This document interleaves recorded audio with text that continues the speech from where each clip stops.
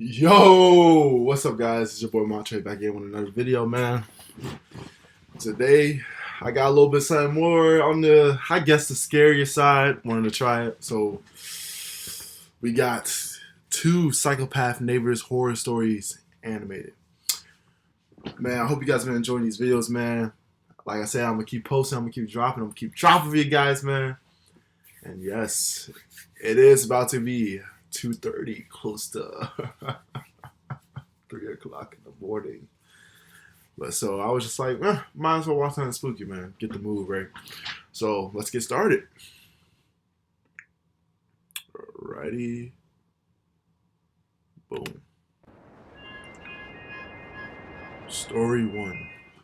I don't like my I ain't next gonna door do too neighbor. much talking, man. We're just gonna Not get because she wasn't right sweet into or it, man. because she didn't want Alright, let nice me clothes, just but because she didn't like the me mood from a our little bit more first spooky. encounter. We met when she moved into the apartment opposite mine 12 months ago at the beginning of the year. While I was happy to see a person offload their luggage and settle into the apartment, Hey, she launched a cold shoulder at me. She was never willing to I'm speak about to say or these engage in anime the characters slightest be- I'm not saying conversation. anime characters, but these How could I anime not characters conclude be that she always, didn't like me? fucking hideous. I mean, If I you even say still don't believe they me, I'll always explain be in more detail.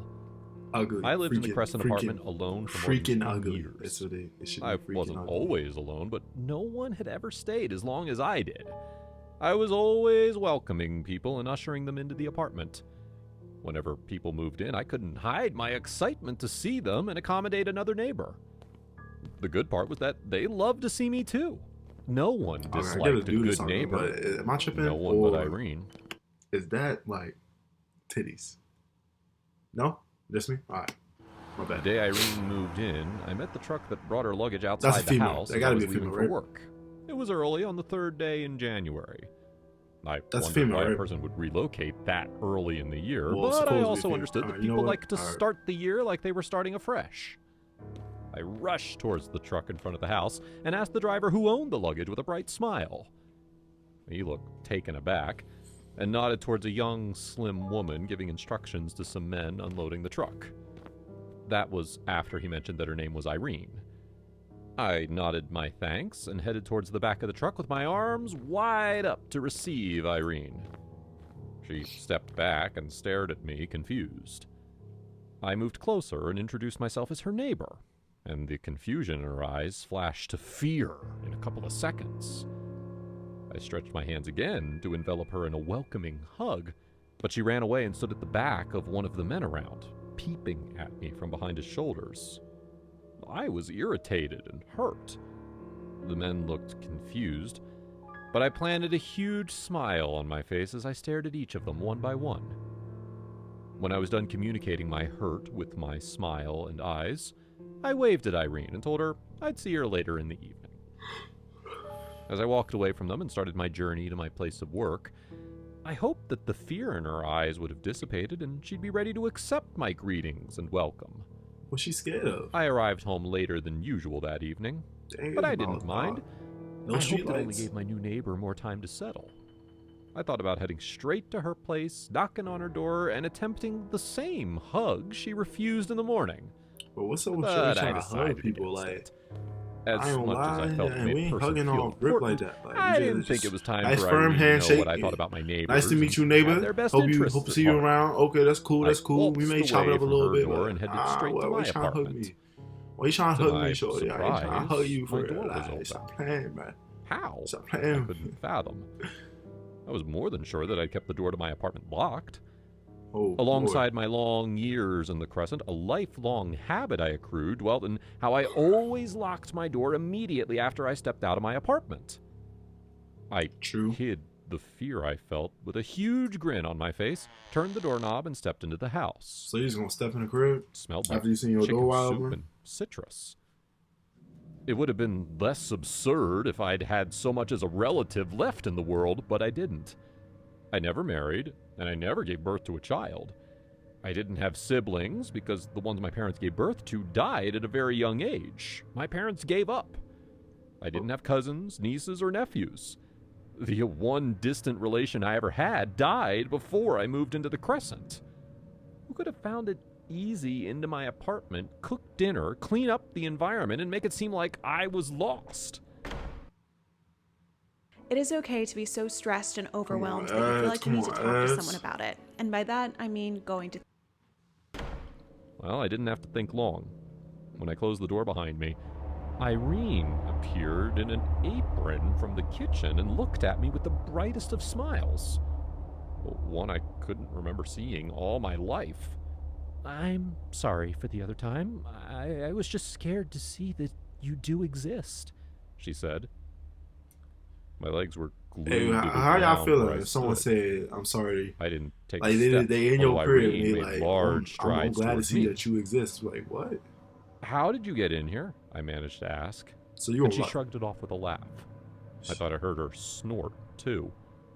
She said it was no big deal. it was She not. only thought that cooking dinner for me was... That's red flag number one. No, actually, that's number three. Actually, you already broke in my crib. Why you broke in my crib? You cleaning and you cooking in my crib, and now you telling me it was no big deal. Like, get out of my house. best way to apologize for her rude behavior that morning. It didn't make sense in my head, but she hooked her arms in mine and dragged me towards the dining table like we'd been friends forever.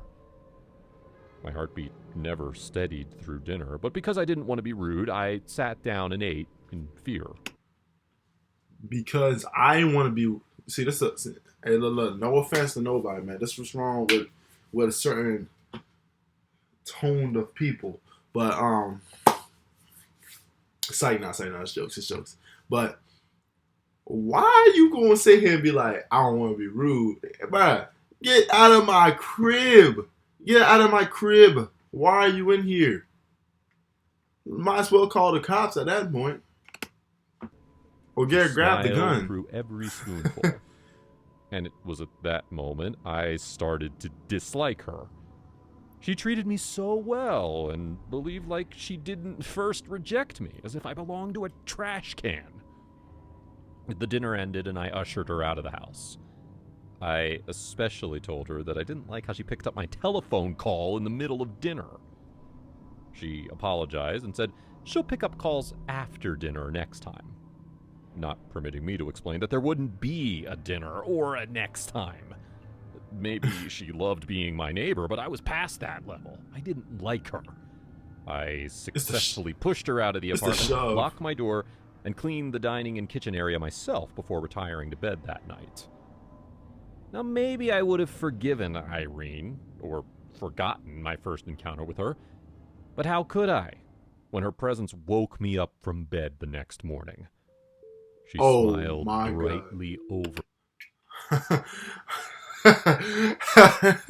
Hey, at that point, somebody gotta die.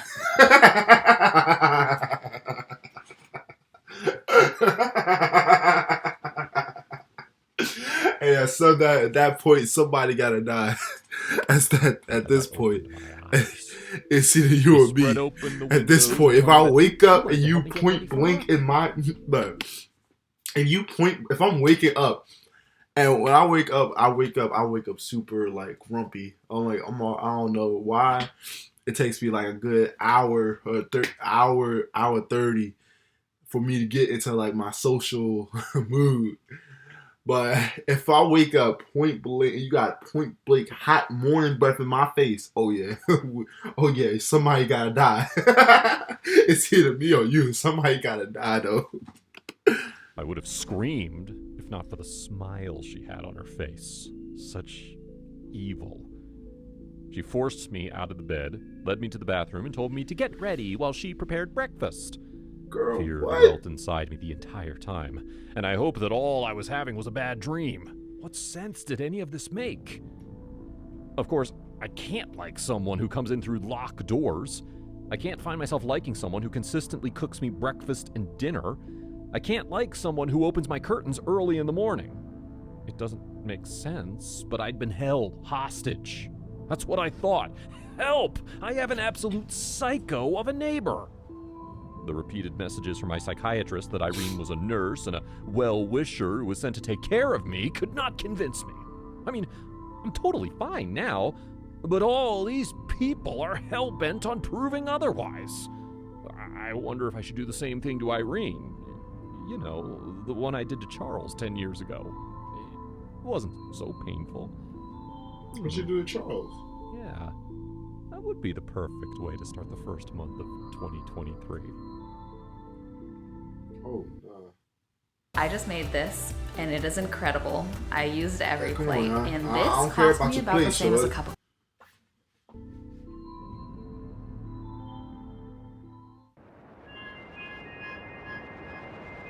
what happened to Charles? My eyes were sore and itchy this Charles? by the time the clock crawled into the early hours of the day. I had finally done it. I couldn't believe the turn that all of our lives would take when we finally put out our secret product. The feeling was dizzying, almost like breath leaving the body for the final time with all of its burden. Brody looked faded. The culmination of 3 years of hard work and countless sleepless nights had finally arrived. I exhaled proudly and reclined in my seat as I peered into the computer to read through the last few lines of my code. It was all good. So good that my feet escaped the floor and swung in the air briefly in excitement. I couldn't wait to share the news. "Jeff!" I called as I rolled around in my seat to discover I was alone. "Damien?" The silence echoed my report back to me faintly.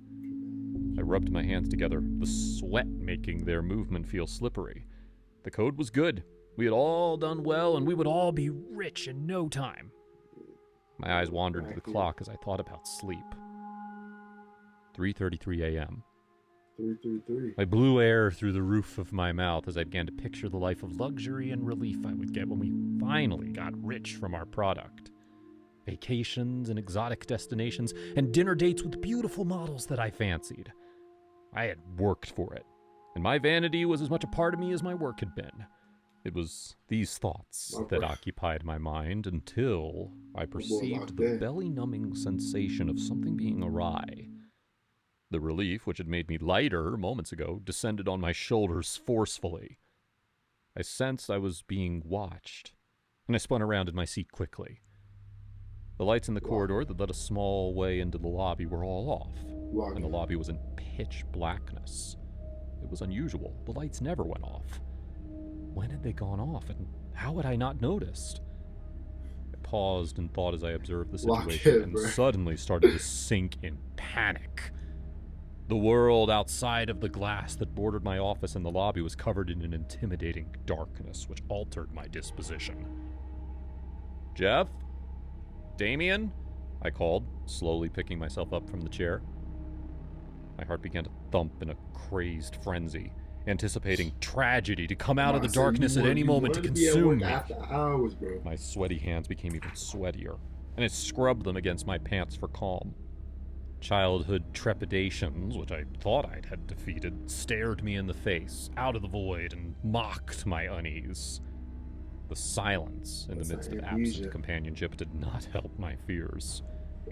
I was overcome with the strong urge to take to my heels and run out of the building.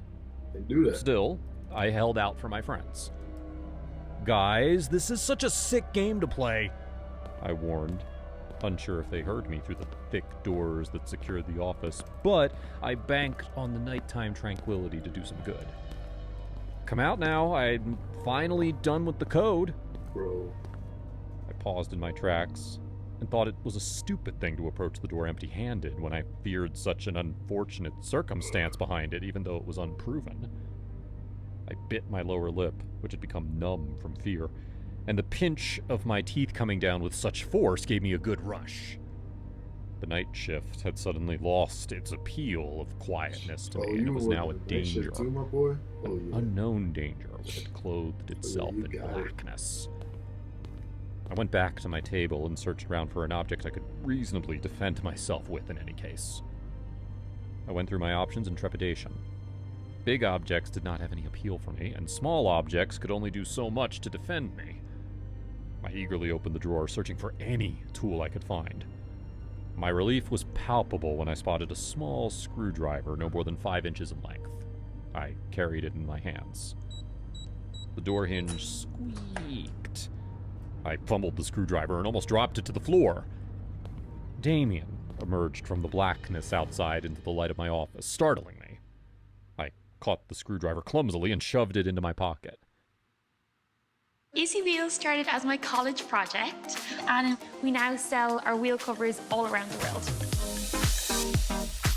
I got a video of this, sorry. Hey man, what's the Nothing against progress? People with this He asked, running the back of his hand across his forehead. Fuck! You startled me, I complained as I watched him adjust himself comfortably. I had a feeling that something was off about his behavior.